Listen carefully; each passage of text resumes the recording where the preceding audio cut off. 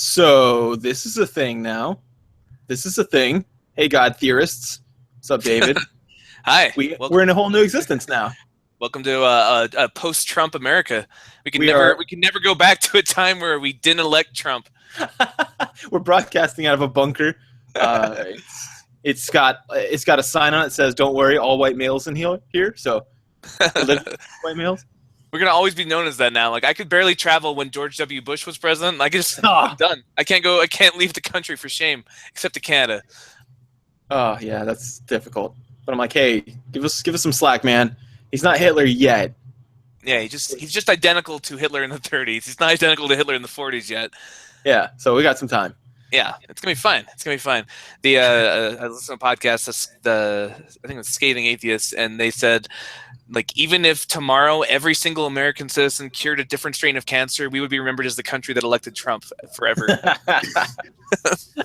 Yeah, he's not wrong. Here we are. Man, so what? So good. I was just gonna say, how are you adjusting to this dystopia that we are now? Man, it's funny how it's almost like, okay, so the stages of grief thing is bullshit. By the way, that's not a real thing. That's some idiot made that up. That's too bad, because I noticed myself being angry, and then that validated my belief in stages of grief, because anger is one of the stages. Well, yeah, it's called complicated. Bad later. As it turns out, it's called complicated grief, and all it does is it manifests through different emotions. There's no logic to it. There's no steps. And even whenever you call people out on that, you're like, dude, nobody goes through those exact steps like that. And yeah, like, it's like the monomyth where you're like, Joseph Campbell's like, yeah, all stories follow the same beats, and these are them, and like, yeah, but this one does them in different orders. Like, that's fine. Order's not important. They just all happen. And you're like, but this one doesn't have even half of those. And they're like, yeah, that's okay too. It doesn't have to have all of them. And you're like, well, but this one does. And he's like, yeah, that one does. And you're like, yeah. But this only has one. And he's like, that's fine. Yeah, monomyth. It's the same thing with this. I'm like, well, that person just got angry and just beat a bunch of people up because his dad died. He actually was never sad. He's like, no, I'm not sad, just angry. And they're like, yeah, but still, 5 stages. Grief. It's the thing. So anyway, It's not a thing. Complicated grief means that, you feel the initial hit of it, and then how you manifest those emotions kind of depends. I'm sure you've seen people get laid off and people act different ways. Somebody just stands there with their hands on their head like, what am I going to do? Someone else goes, that's bullshit, I worked so hard. Somebody else just starts crying. Like, it's just different. Anyway, whatever.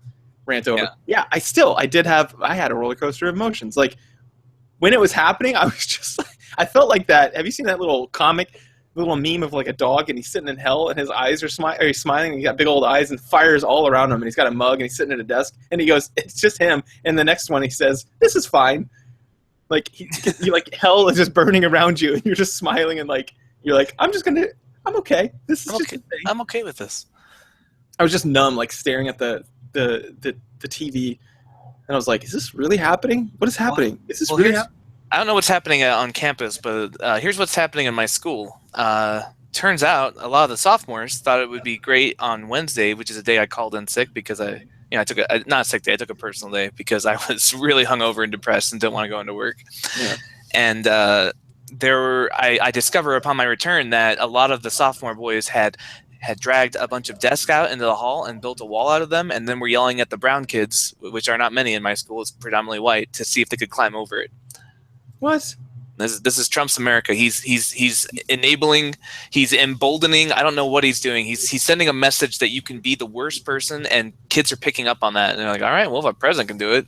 Well, one of the worst things that you and I were talking about before the show, and we were like, we got to stop talking because this is like, we're going to run out of material because we tend to make a lot of jokes. But one of them wasn't a joke, and it was that, you said we were talking about some different scenario and laughing, and you said, well, he's just saying what everyone's thinking.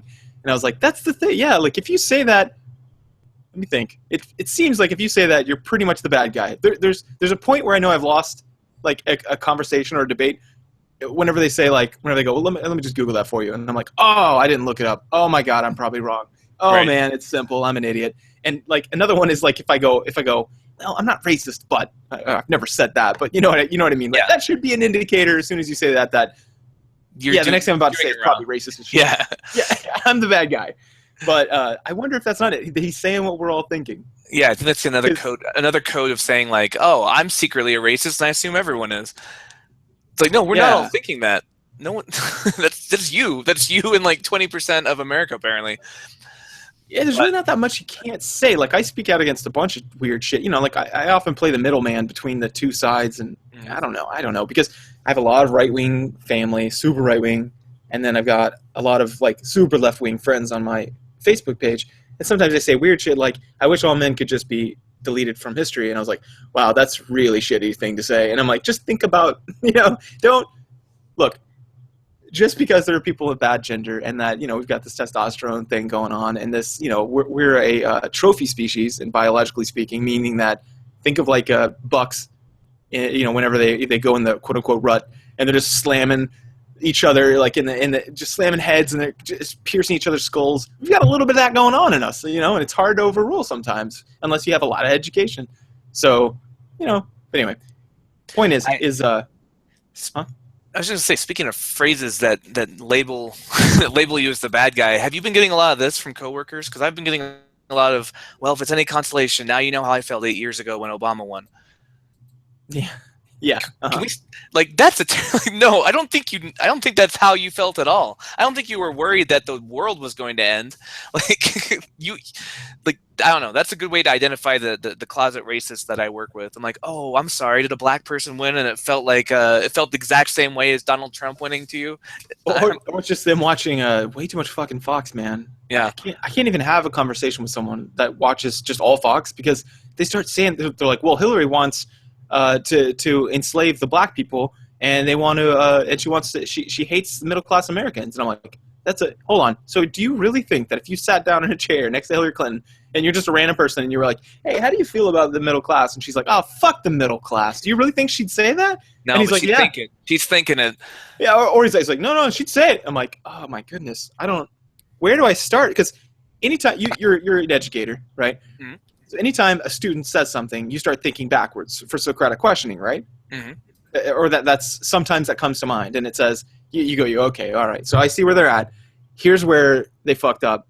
I can just walk them back to that, right? So, So you're like, oh, okay, so to you, there are people in the world who exist who are legitimately, quote unquote, evil, and they're like, yeah, and I'm like, okay, so, and those evil people, there's no bounds to which they're held for moral belief, right? I'm like, yeah, and you kind of walk them back, but whenever they start, depending on how far away they are from where they fucked up, like, their initial fuck up, it's going to take a long time, right? It's like whenever a depressed patient comes in and they say, I just do everything poorly.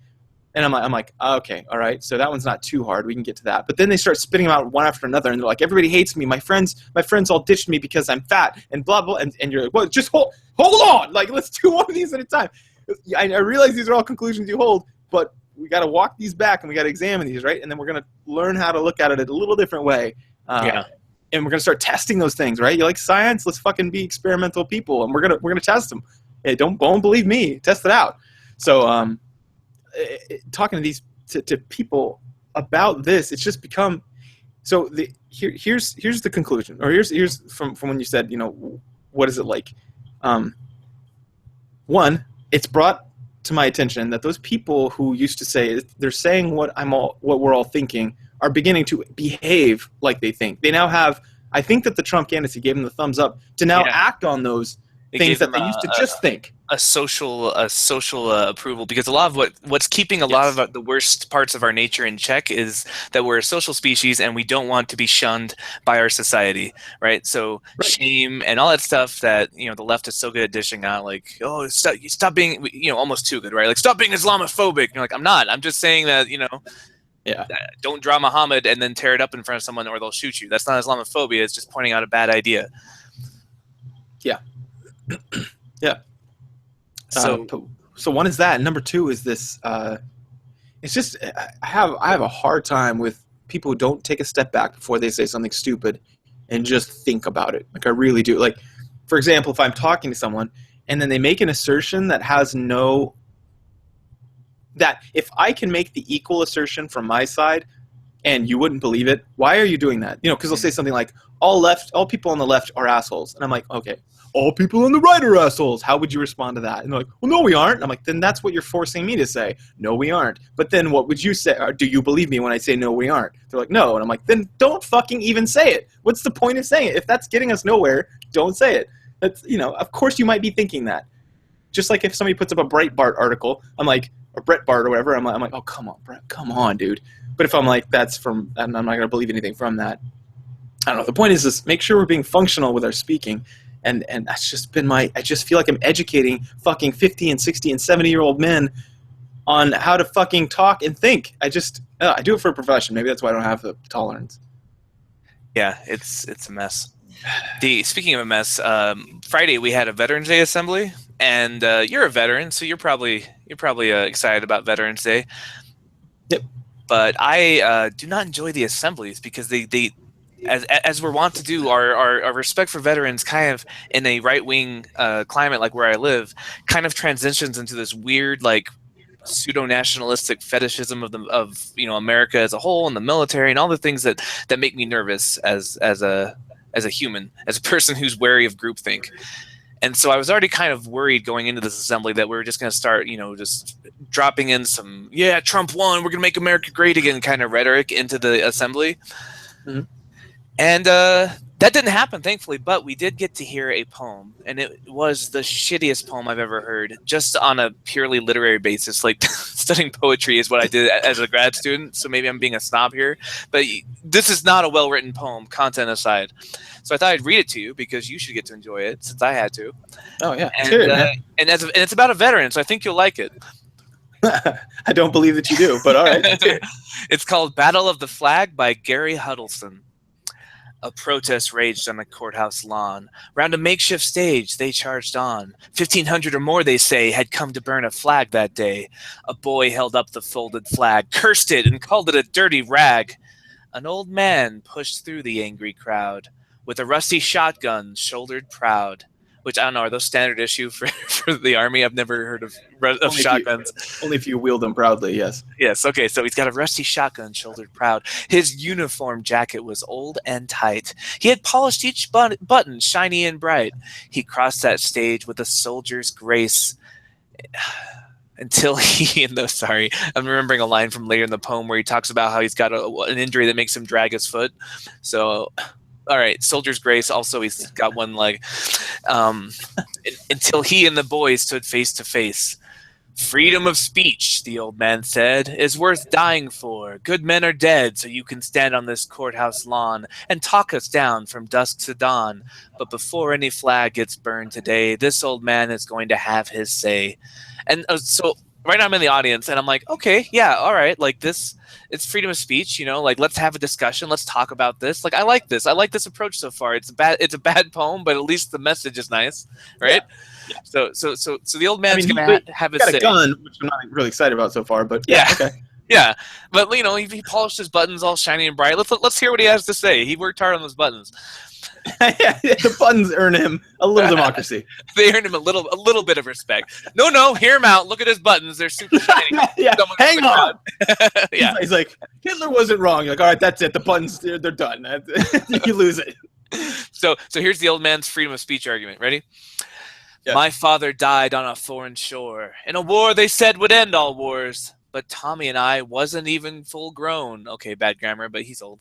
Before we fought in a war of our own. And Tommy died on Iwo Jima's beach in the shadow of a hill he couldn't quite reach, where 5 good men raised this flag so high that the whole world could see it fly.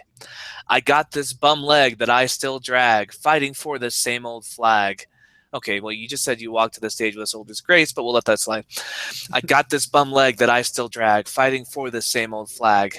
Now, here's where it takes a dark turn, Jeremiah. Here's where I got uncomfortable. Listen to this next line. Now, there's but one shot in this old gun, so now it's time to decide which one of you will follow our lead to stand and die for what you believe. For as sure as there is a rising sun, you'll burn in hell for this flag burned, son. Holy shit! It's not illegal to burn the flag. Like, okay, I obviously fought for the country, and I don't even like to say the word patriot, but I do tend to do less shitting on America than a lot of the left does. And I'm like, dude, we got a lot. We got a lot to live for. We're pretty rad. Did you fight for the flag? I feel like you fought for the flag. Yeah. No, yeah. I did. Or I guess technically you fought for the Constitution, but let's just say the flag represents that. Yeah, exactly. It's a symbol, and I get that, and I don't like people burning flags. I think that's really shitty and really untasteful. However, It's just like if a man walks up to an old lady and goes, "Fuck you, you dirty cunt," I'd be like, "Wow, you're the worst person ever." However, it's not illegal for you to say that, and I don't think it should be. I think it should be able to tell people that you think are assholes. Yeah, Because, I feel like if I was going to rank the amendments, I'd put that one like number 1. I'd make it the First Amendment. yeah, like go ahead and let people say that other people are terrible people and whatever. So let them say whatever they want, but yeah, I don't know. So here's how the story, because there's a couple more lines, but here's how the story resolves.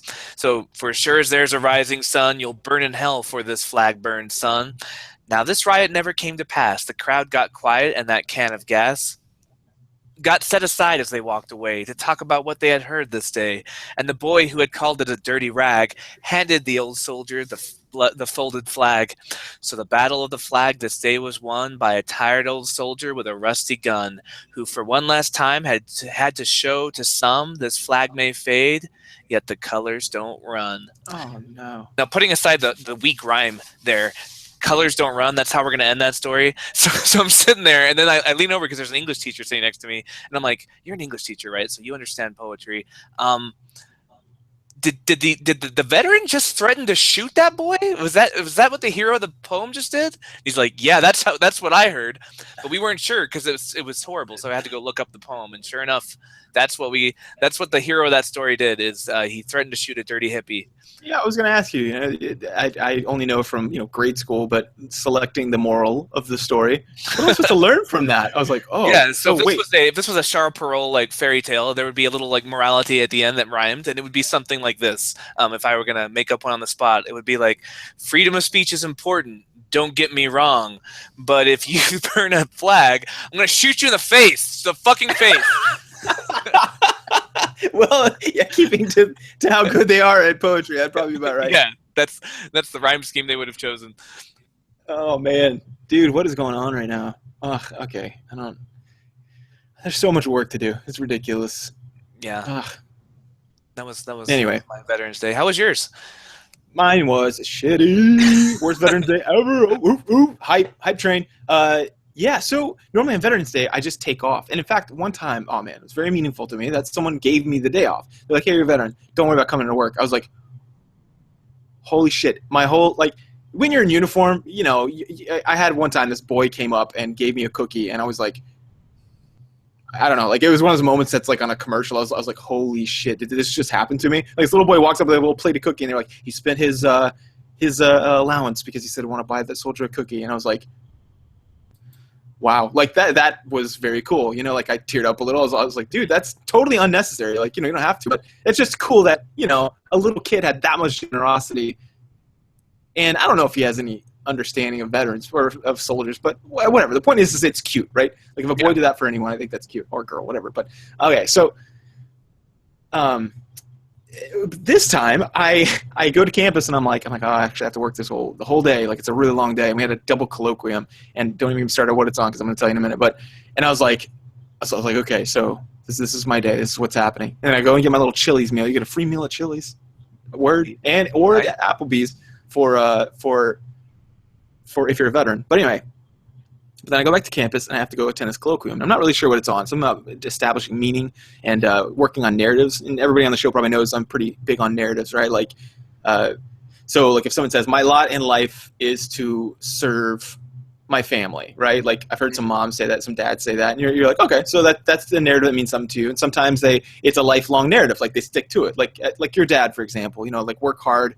I don't know what it is, but if I work hard and do my best, that's the best thing for my family, something like that, right?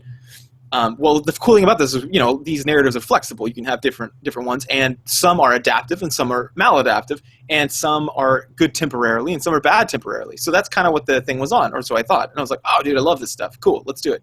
Functional analysis, and then adopting the correct mindset to, for whatever you need for that day. Anyway. No, it was about spirituality, and she was invited by the only Christian faculty member we have, because there are very few Christian psychologists. That's that weird. was one of the first slides. I thought science was just replete with Christianity. Yeah, as it turns out, God of the gaps. When you know everything about why people do things and why people get depressed and anxious, then there you go. Anyway, so mine was spent like that. Now I just thought, whatever. This will be spirituality. It'll be important for some clients to do this kind of thing. I'm good with it. But holy cow, she was clearly a Christian because the whole thing was written. You know how like when you're trying to have so let's say you got like you're like, hey, this is my friend and he's gay. I'm bringing him to Thanksgiving to your conservative family, and you're like, just try to be polite. How many of you are confident that they're going to be able to pull that off without saying something stupid? Like probably very few if they're hyper conservative. Very few people are going to be, but because there's a reason. Your family's sweet. They really are. They just don't even know what's offensive. You know what I mean? Like it's when we were talking about this before, I made the comparison to Michael Scott trying to be racially sensitive and being like, "Can I call you Mexican, or is there a less offensive term you prefer me to use?" Like his heart's in the right place, but he's being really offensive because he's so bad. He's so unpracticed talking to people different than him. Right. No one would argue that Michael Scott isn't a nice guy. I don't think he's a nice guy. He's the nicest character on the show. He's the only one that went to Pam's art show, and that made me really sad for her. Yeah. And he's sensitive and he's nice and he has the best heart, words. I guess. Yeah, the best intention to do well. He's just such a bumbler. He represents us in one scenario, but he does it in all scenarios because we've all done something like that before. Anyway, that's what these slides were like because it goes, hey, so we're gonna be talking about spirituality and religion. And one of the first slides, I already knew I was like, this is gonna be a long 3 hours. Because it popped up and I was like, she goes, so, and I understand what she's doing logically. She's saying a lot of people have faith. This is going to come up a lot. How often have you talked about it? There should be a discrepancy there. Let's get trained, right? That's her idea. But so the first slide says 96% Americans are religious. Does that sound right to you, David? I feel like our last episode we went through that number and that doesn't sound right at all.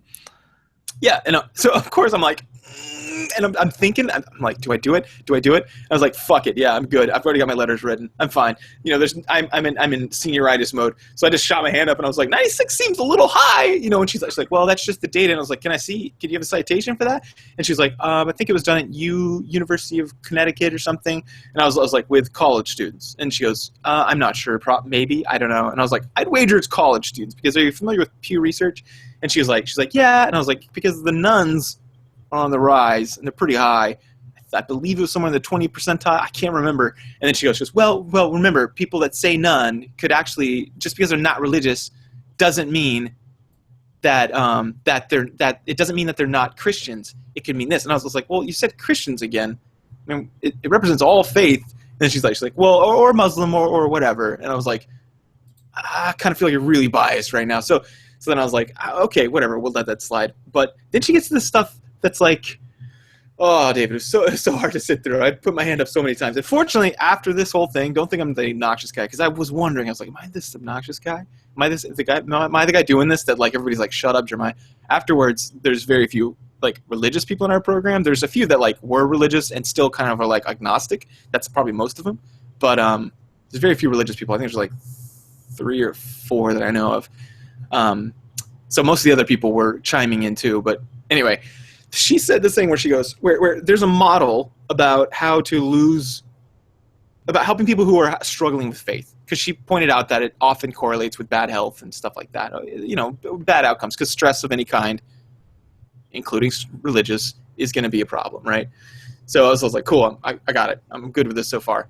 But then she said, well, there's this moment that it's maladaptive when they lose their faith. And I was like, hang on, wait, what? Do you realize you just insinuated that I'm the product of some maladaptive process of faith processing? Like, doesn't that seem a little crappy? And then she's like, well, I just mean for the clients who are religious, this is how it can be viewed. And I was like, right, but you just said that this is a model of how it's done.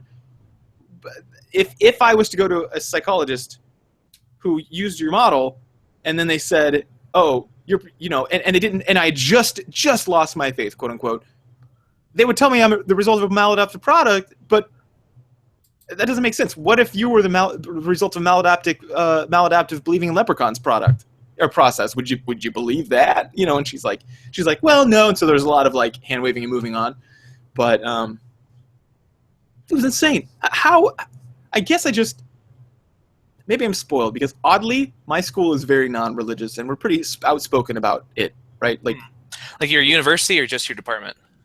My department, yeah.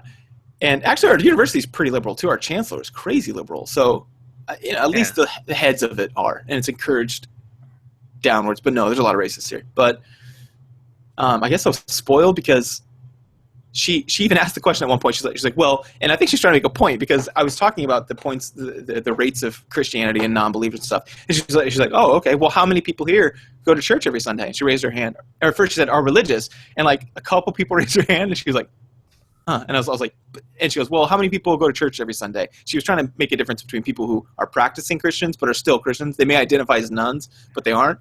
You know, and I think she just was like, oh shit, there aren't many. And I was like, yeah, we're not that. Oddly, the University of Mississippi is not that religious. As it turns out, you kind of like a lot of people come here religious, but to the grad school, but they don't stay that way because, as it turns out, social factors are a big part of maintaining delusions, right? Yeah. Like delusion sounds a little strong, but honestly, yes, it's just a weird belief system that is socially accepted and is unfalsifiable. So yeah, so society is the thing that's pushing that. Anyway, that was my Veterans Day. I sat through the entire thing and then the 2-hour workshop, and I was not loving life. But I called it out on her bullshit, so I had a good time. That sounds amazing. It's been a rough week, I think, for everyone, and just to end on that assembly and that we both went to pretty shitty assemblies. It sounds like so. Just felt like we need a vent, and I don't know about you, but I've been really poring over exit polls right now, trying to figure out how the hell this happened. This whole Trump thing, and there's already finger pointing, right? Like I've seen a lot of like, well, the Bernie Bros, they should have voted for Hillary. That's why we lost. So people they were saying that before when the primary ended. They were like, you're gonna lose us the election, and I was like, oh, priming ourselves already? Are we for the blame game? Let's just chill on that until we find out what happens. These conjectures that aren't based on data. So now we actually have data. We have exit polls, which they're the best we have as far as what went wrong. Yeah. And can I just say fuck religious people to begin with? We've said it before, so sure.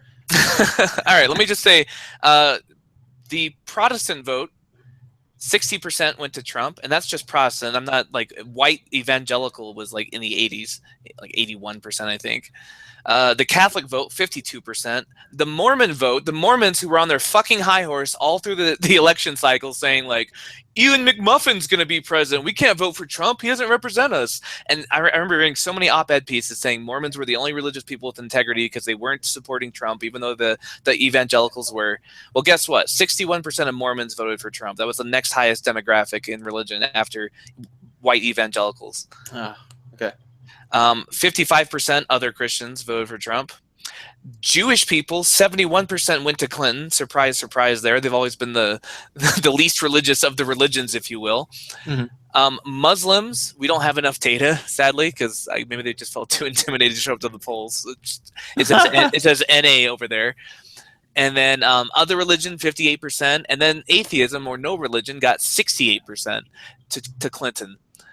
So you can't blame us for what happens from here on out, guys. This is on you. And now I'm seeing all over Facebook, I'm seeing this kind of like, no matter who wins, Jesus is still king. And I'm like, God damn it!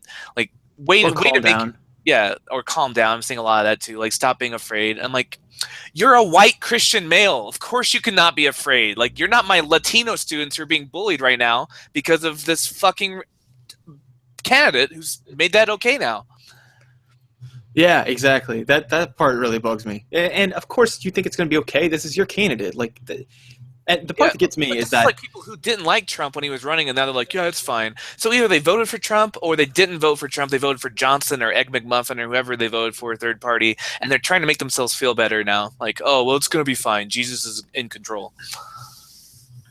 The part, and then there's just protesters and whatnot going through the streets, and people are like, stop being babies, stop crying, right? I've seen that a ton, and I'm like, this is from the people who lose their mind on a regular basis over dumb shit. Like, the government's like, yeah, I don't think you can let your cows eat on our land, and they're like, wartime! There's only like 6 of them, and we're crying because we walked through the streets a couple nights? Shut up, dude. Like, you were losing your fucking minds over red coffee cups last year, and now we're the babies because we elected the closest thing to Hitler we've ever had in America since I don't know, Andrew Jackson was pretty Hitler-esque, but as far as like a modern candidate, like a post-1940s, we should know better by now candidate, like we got Trump, and the thing that bugs me, is they're like, don't just cry, and or what's the point? And I'm like, I don't. Or they say they do no good. That was one that someone said to me, and I was like, okay, I say this so often that I try to be as civil as I can in a conversation. But there are moments where I try not to roll my eyes, right? And this is always one of them, because whenever whenever they say something that's, well, no. Oh shit! I started thinking of all the other times I rolled my eyes, and I was like, man, there are a lot of times I roll my eyes, but or try not to roll my eyes. But the good one. Oh yeah, and I was like, good. There's no good and bad. That's not a real thing. Good requires a predicate, right? Anytime you say that's no good, you go for.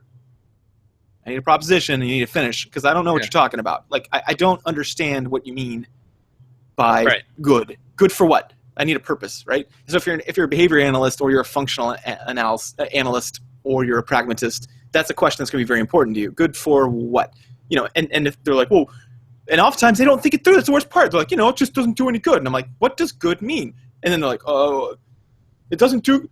I mean, it's not going to put Trump out of the office. I'm like, do you really think that if you went down there and polled and said, hey guys, so how many more days of this before you think the cops come in and haul him out of the office, and then we get a new election process? You really think that they're all going to be like, man, hopefully a couple more hours? No, dude, like no one believes that. Why are they doing it? Understand your opponent, or you sound like a jackass. So I was like, no, what they're doing is, look, there may be people in the crowd that do that. Yeah, maybe. I don't know. It might happen. There might be someone down there that's like, this is going to work. We're going to get ourselves a new candidate. But I think what most of them are doing is they're trying to show solidarity and say, hey, look, this isn't okay with us. We want to let you know that it's not okay with us. We want to show you that not all of America has abandoned you. And those people who voted for, or who didn't abandon you, are in fact so passionate about defending you in this new era that, hopefully you won't be as worried about it. Yeah. Yeah, and one of my friends who's gay, this may shock you, but I do have a gay friend. Just one, only one gay friend. But no, I've got. I felt the need to say I've got some. You better count them out so you have credibility. Okay, I'm gonna name them by name. I'm gonna out them, even the ones that haven't come out of the closet, just so you know. And he put up a picture of him watching the riots from his balcony, and then I also heard another person that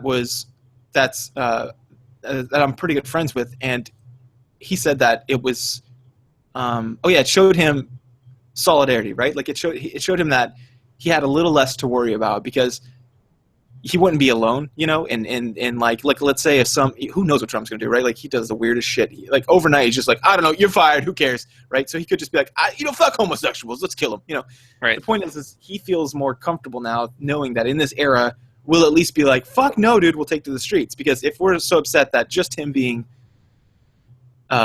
placed in the presidency, we're willing to throw a fit. Imagine if they start trying to take rights away. So, that I think that's what people are trying to do. I don't think people really think that this is going to result in a new presidency. So right, and I legitimately believe there was like a 10% chance if Trump lost, especially if it was this close, where he wins the popular vote but loses the electoral college. I and a lot of people were scared of armed insurrections happening, because that's what people were saying would happen. Like people on the right were like, well, we've got our Second Amendment rights. We'll make sure this election doesn't get stolen. So if a bunch of college kids are out marching around and maybe they burn an effigy of Trump, and I think we're going to be okay. What do you mean? Oh, you mean like, in regards of them throwing a fit? Yeah, like I think it could have been a lot worse had it gone the other way.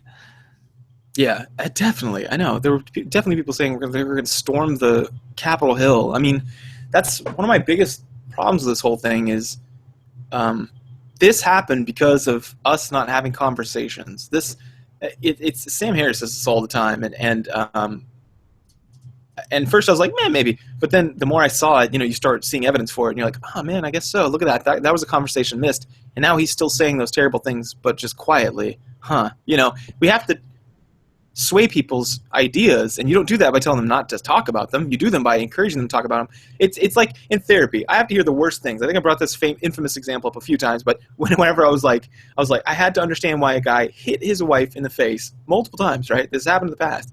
And I had to understand his point of view. Like, I have to work with someone if someone's a pedophile, I have to understand their point of view. It doesn't mean that you agree with them. You can empathize with someone while vehemently disagreeing with their behavior, right? Because you just need to understand what they're thinking, And so whenever I see this right rhetoric and the left rhetoric where they're like, well, sexism wins again, I was like, I don't think that's what happened. Like, we can poll and ask, But I don't think that, the majority of Americans are like, fuck Hillary. Like, I don't think that was it, especially because the Republican Party put up a woman, Carly Fiona, whatever.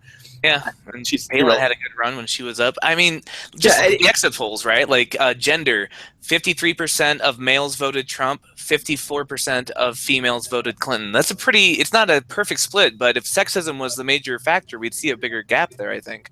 Yeah, and there could be institutional sexism. I understand there's a lot of nuance here, but the point Right. is there's no way to falsify that statement, but there are ways to examine it and see how cogent it is, and it's not very cogent. I don't believe that that's the case. It's not that it's that she's terrible. It's not that. That's it. She didn't inspire votes. That's the problem. Votes were down.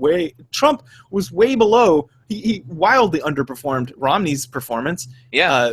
Their badass kind of candidate who came out. It's not like he's not an unprecedented thing where a bunch of people voted for him that didn't, who were like, yeah, I can finally be sexist. It's just that Republicans were like, I don't really want to vote, but I will, and Democrats were like, I really don't want to vote, but I will, but I might. I might. And guys, we both voted Hillary. We're not bitching from we did a whole episode about how everyone needs to go vote Hillary, even if you don't like her. But I'm just saying that this she was not a great candidate. So that it was Trump is on the right. That he got elected is on the left. That's how I blame the game right now. Yeah, that's where the blame should go, I think. This was really Hillary's race to lose. And we've been saying this since the beginning. Like, you don't run an establishment candidate in a year where populist candidates are killing it. Like, Trump came out of nowhere because he wasn't the status quo. Bernie Sanders overcame a 60-point deficit and nearly defeated her, and might have had the DNC not put their finger on the scale as much as they did. Thank you, WikiLeaks, for releasing that. And then encouraging to call him out as an atheist. Debbie Wasserman Schultz did that while she was the DNC chair, writing to Hillary's campaign. Like, I'm convinced if people had a candidate that was not establishment, that was populist, that was paying attention to the Rust Belt and those other areas that felt left behind by the economic recovery, but also wasn't a racist and a sexist and brags about sexual assaulting women, they would have voted for that. I think they voted for Trump despite his horrible flaws and not because of them. The KKK voted because he was a racist, but I don't think that was most people's justification for why they voted for him. I think they held their nose and said, Hillary Clinton doesn't give a shit about us because we don't live in one of the cities that are prospering. We live in the middle of nowhere. So let's try someone who says he does.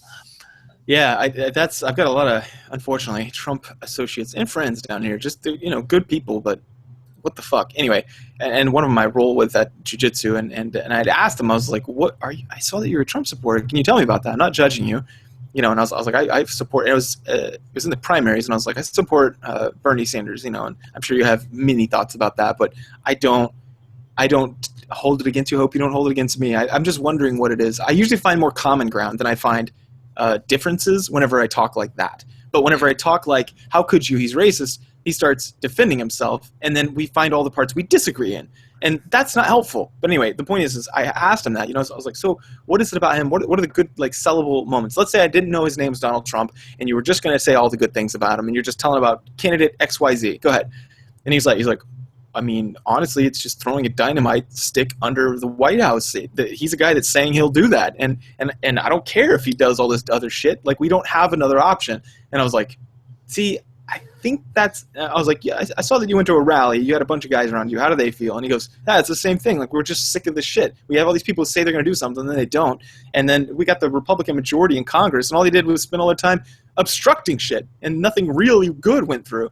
And he says, like, we're just sick of it. And I was like, yeah, I think that's the notion. I think the notion is that everybody's sick of both parties, and we're done. I mean, I don't know.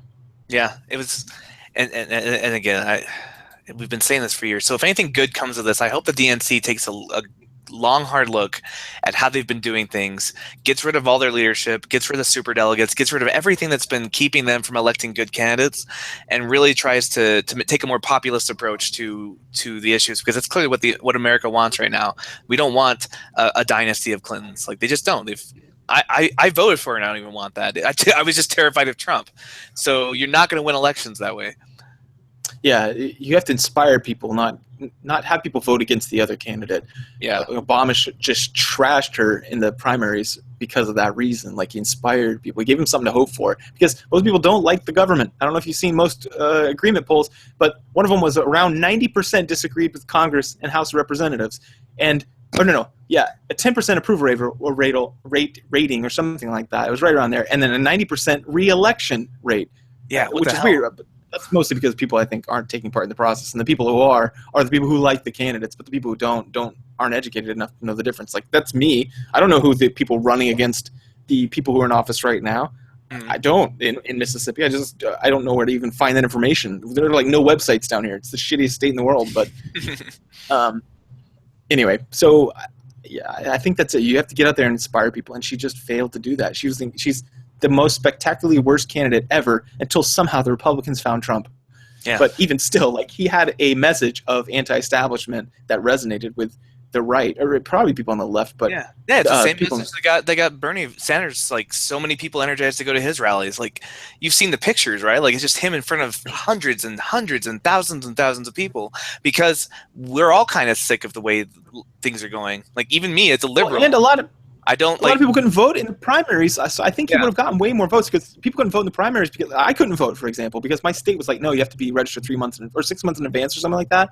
And when I heard of him, it was like 3 months in advance, because he was a nobody and he came out of nowhere. And then, like, once his message got out, I was like, I fucking love this guy. And I did some research, looked up his voting record, then I looked him up on the I can't remember where you look at voting records, what that's called, but you'll have to Google it. I found it on Reddit.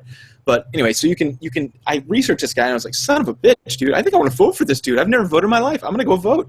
And then I registered, and they're like, oh, if you're registering for the primaries, you're not going to be able to in Mississippi. It's the cutoff. And so I was like, oh, how many people did that happen to? That by the time his message reached them, then they learned more about him, that they were like, I want to vote for that guy, but then they weren't registered. So first-time voters got just wrecked, I think. Luckily, Colorado passed an open primaries amendment in our election this year, so some good came of Tuesday. That's good, yeah. And can I just say congratulations to marijuana for having won more states than Hillary Clinton did? Yeah, that's hilarious. Oh my gosh, savage. Oh, Yeah. Or did you see my my Facebook status that said California, and like California speaking, and it was like, man, I'd give anything to have legalized marijuana. And then after I put The devil Satan, like anything? Satan, anything? Anyway.